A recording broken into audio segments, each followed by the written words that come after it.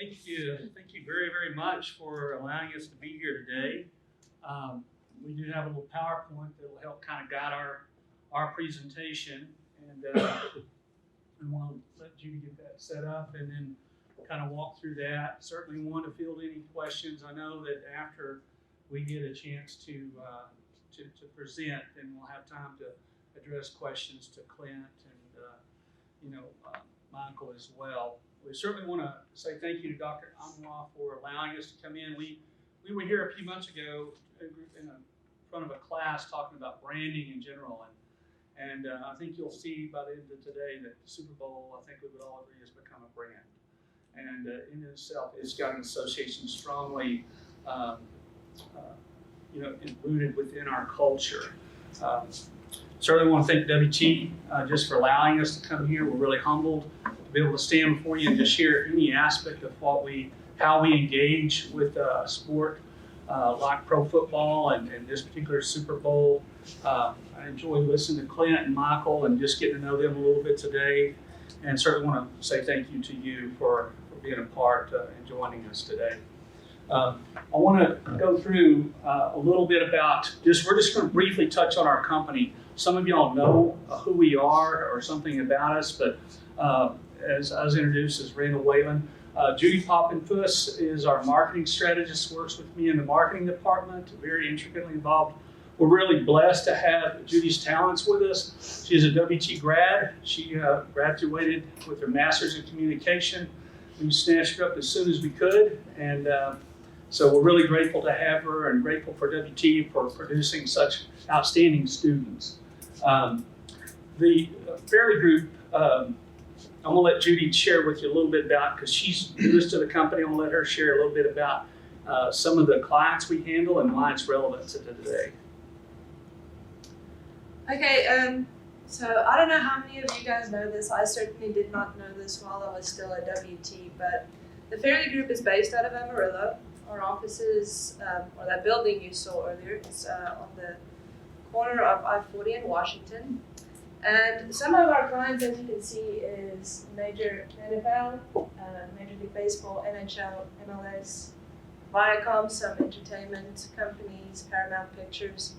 There are so many more. I could have put a bunch of logos on there, but these are just some of our real big and more glamorous clients that get a lot of attention in the media. Personally, one of my favorite clients we just recently signed is the Rolling Stones. And so I know you might be wondering, what does that have to do with, your line of work? And so the Rolling Stones are starting their new tour. I believe it's the No Filter Tour? No Filter Tour, yes.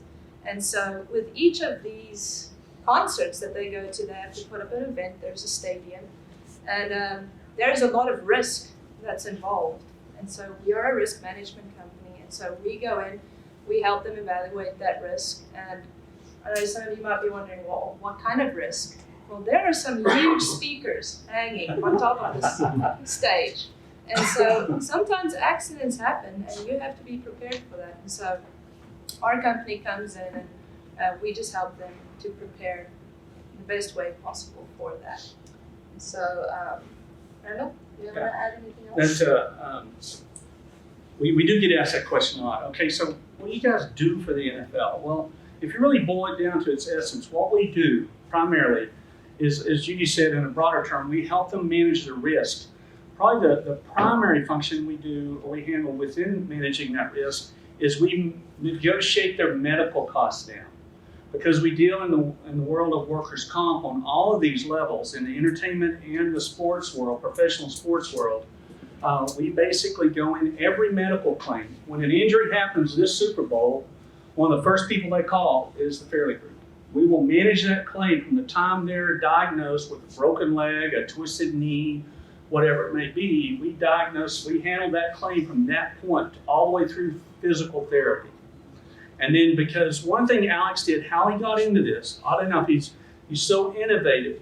He figured out a long time ago, working with minor league baseball teams, that these players would get, a lot of players would show up injured in the off season so they could collect a check. So we went to these leagues and said, listen, you need to change this. It's costing you too much money. What we need to do is we need to develop a process to manage that claim.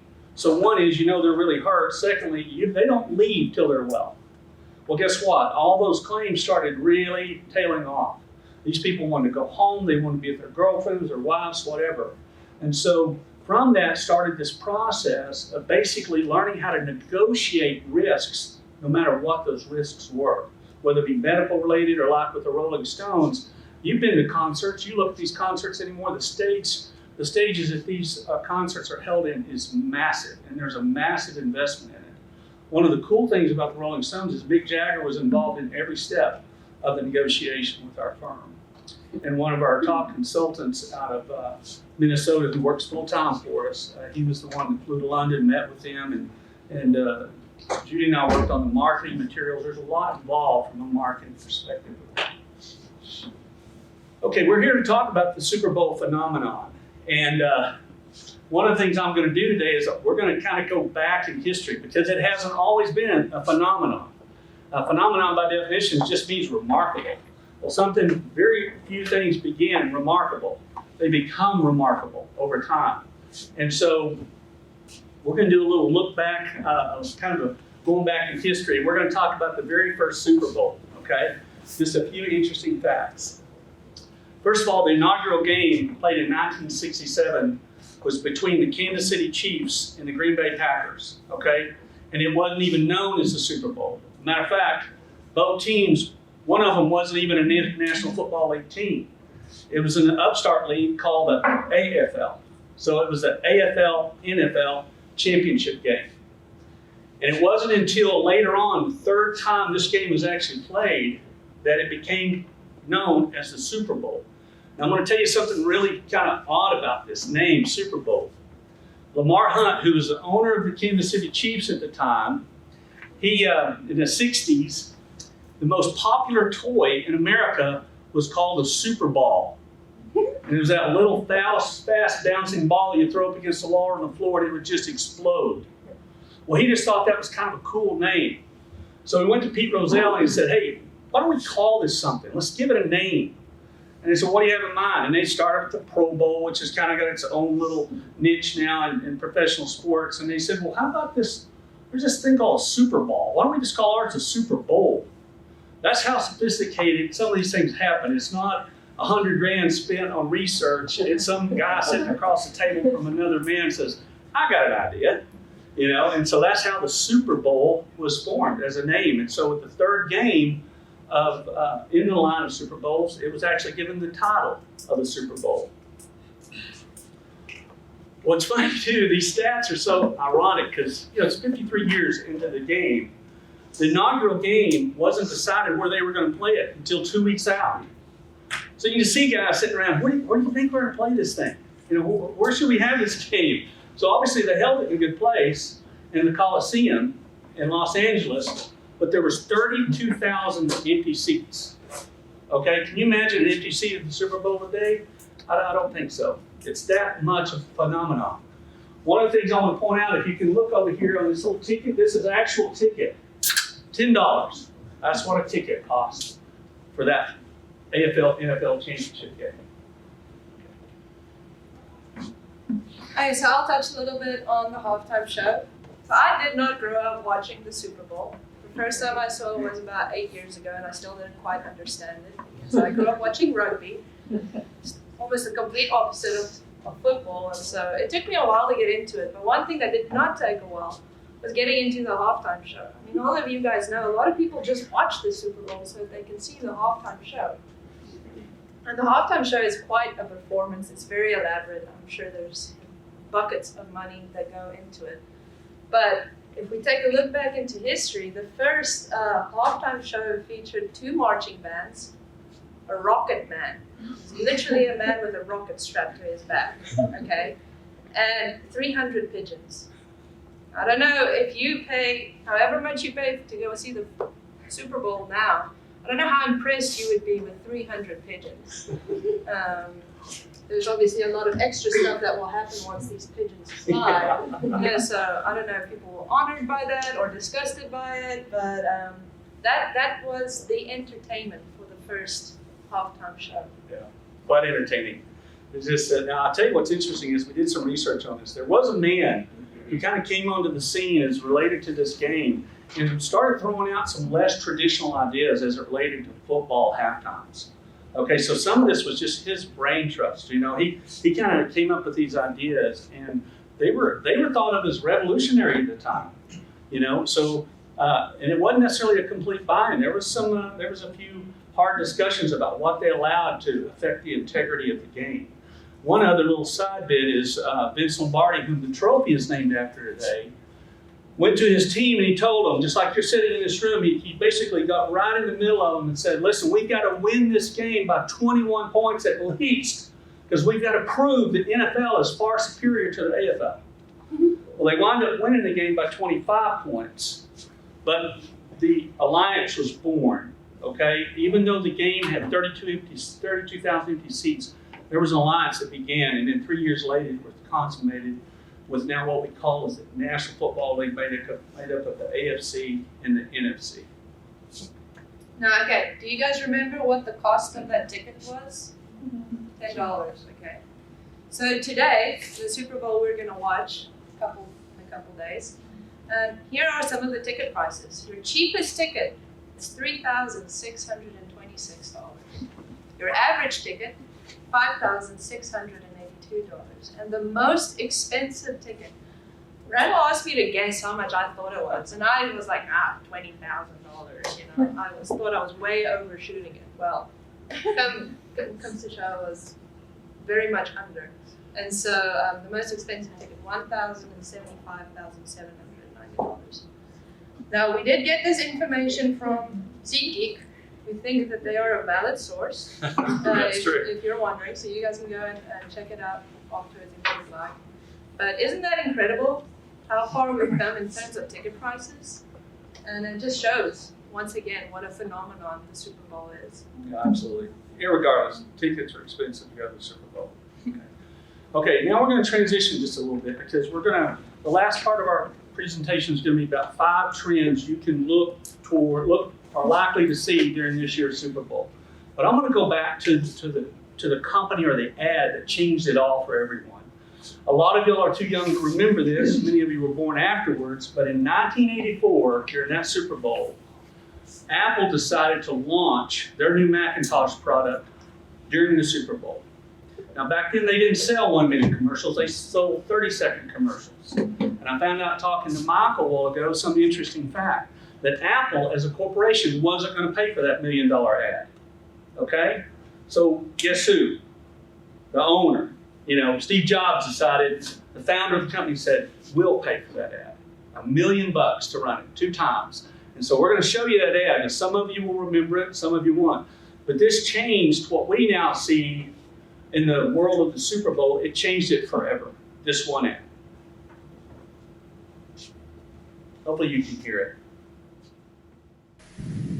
Today we celebrate the first glorious anniversary of the Information Purification Directives. We have created, for the first time in all history, a garden of pure ideology, where each worker may bloom, secure from the pests, obeying contradictory thoughts. Our unification of thoughts is more powerful a weapon than any fleet or army on earth. We are one people. One will, one resolve, one cause. Our enemies shall talk themselves to death, and we will bury them with their own confusion. We shall prevail. On January 24th, Apple Computer will introduce Macintosh. And you'll see why 1984 won't be like 1984. Pretty astounding. I'm telling you, that shocked the world. It woke everyone up. And matter of fact, particularly manufacturers, retailers thought, oh my goodness, has this turned into an opportunity? These guys have set a precedence for how we use this platform. And I will say this, I think this spot had more to do with the Super Bowl becoming a phenomenon than necessarily football itself. Football has certainly grown in popularity. There's no doubt about that. There's a lot of And you know, aside from the commercial itself, many advertisers since then, that spot cost $1 million to place. But a lot of people don't know it also cost $1 million to produce. The director on that spot was a guy named Ridley Scott. And Ridley Scott is a world famous director who did Gladiator and many of the films you guys enjoy that are dramatic films, because that. And the other thing about that spot, a lot of you wouldn't know, is that IBM was considered Big Blue at the time. That was their nickname, Big Blue. And so Big Blue was in control of the world, the computer world, the IT world. They were dominant. And so if you notice, everything is a subtle blue. Those people wearing the uniforms, it's blue. The screens are blue. Those are actually IBM monitors set up on the walkway. So they really took the time to put a little punch in against Big Blue. But that's how kind of, I think, innovative they were. The agency that did it was an agency called Chiat Day out of San Francisco. So that leads me into to what we're going to talk about. We're going to talk about 5 trends to look for during this year's Super Bowl. How many of y'all will actually take time to watch the Super Bowl? Probably not everybody. You know, not everybody has the same interest. My wife won't watch it. She could care less about the Super Bowl. She might come in and watch, like Judy said, the halftime entertainment. She'll ask me when that is, but she's not going to necessarily care about the Super Bowl itself. But these are 5 trends that you can take notice as you're watching through the Super Bowl, all related to advertisers. Humor, overall, you're going to probably see another run at humor, and you're going to see a definite difference in the way females are dressed, and particularly in the world of empowerment, and how those are things, humor and female empowerment are likely to dominate this year's Super Bowl. Trend 1 is, go ahead, Judy, I'll let you share this. Of course, I will talk about it. Okay, so interesting fact. What percentage do you all think of women watch the Super Bowl? If you guys had to guess. 34. 32. I heard something else. 34. 34. 60. Closer. Whoever said 60. It's a little under 50%. That's the amount of women that watch the Super Bowl. And most of the ads, as people have done their research, most of the ads, only a quarter of them are aimed towards women. Only a quarter of them make women the leading role in the ad. And so in this year's Super Bowl, they're looking to change that. They're obviously noticing that there are a lot more ladies that watch this gig, and so they are going to target a lot more ads towards women. I think Procter & Gamble and Bumble are really going to have a go at it, so just keep an eye out for that. Yeah, stay tuned to that. Just see, kind of make a note of it, because if we ever come back down, I may even ask you that again. How many of y'all did watch Super Bowl, and how many of you noticed some of these trends? Second one is less celebrity endorsements. Now this was interesting as we researched this a little bit, because ads in the past, traditionally, many of the ads featured celebrity endorsements, okay? Everything from other sports figures to movie stars, and that is changing. And a lot of it is because research now is revealing that younger audiences, many of you in this room, are just not all that impressed with celebrities. Not when they're talking about a product. Now, I'm going to ask you in a second why you think that is. But one of the things that I think has changed that is because I think the advent of social media and the power that influencers have. Because these influencers now have taken the place of what I would consider celebrity status. And one of the reasons they have power is because everything they say is more authentic to lifestyle. You know, my wife follows a few ladies on, I think it's Instagram and a few of their things, and it's whenever they talk, she'll just come in and talk to me like they're her best friend. They connected with her. They may be talking about baby goods. We had our first grandbaby this year, so we talk a lot about grandbaby stuff. And she's talking about her, you know, her friend that she follows and what all is they talk about on, and she's just talking to this lady she knows, have no idea who she is, but she's an influencer. So that's one thought that I had, and I'm just interested, what do y'all think? Do celebrities influence your purchase of product? No. Anybody else? So it's kind of, it's pretty accurate then, isn't it? Now, let me ask you, is it because you think that? Is it because you think these We just don't see them as authentic because we know they're paid. They're not doing that for free. I think that's part of it too. Okay? I think this is easy to figure out. All the advertisers decided this year, you know what? We're not going to talk politics. And as in the past, weren't necessarily afraid to kind of basically put a slant or gear a little bit toward politics. But that's different. There is so much division and tension within the world of politics today. I don't think any of the advertisers are willing to take that risk, or that's what we're gaining in the research we see. More laughs. Okay, how many of you love a funny commercial? Okay, I think most of us do. Matter of fact, Michael was talking about the research that's going to be done, or the data that's going to be done after the Super Bowl.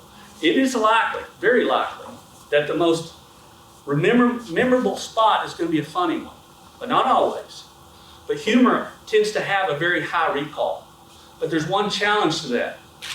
Humor is really hard. And you'll notice on there I put advice. Okay, if any of you are marketing students and you go into a field and you go to work for a company and you have a client that comes to a meeting one day and says, I want a funny commercial.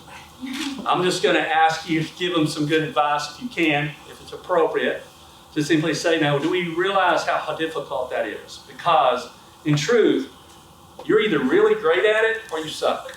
There's no middle ground with humor. And so just a little piece of advice as you get into your career.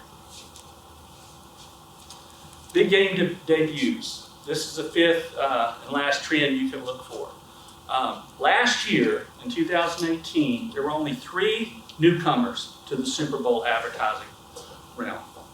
And this year, there's going to be closer to 9 newcomers, which is a little more typical of what the Super Bowl debuts. And so one of the reasons that these, going back to the Apple, the 1984 ad, that was a debut ad. No one had really heard much about Macintosh. There'd been some buzz on the street through some press, but nobody really knew much about Macintosh. But they chose the Super Bowl as a debut for that brand and that product name. And I think the rest of it is history. We know the rest of the story. It's been massively successful. And so those are 5 trends I think that you can look for in this Super Bowl. And if you have any questions, I think Dr. Anwar has our contact information. We'd love to hear from you guys. We love working with students and helping students. Several of you have come to our offices and met with us and asked us questions about our companies and the people we work with. We love doing that for you. It's a service that we offer, and we welcome you. So, thank you very much.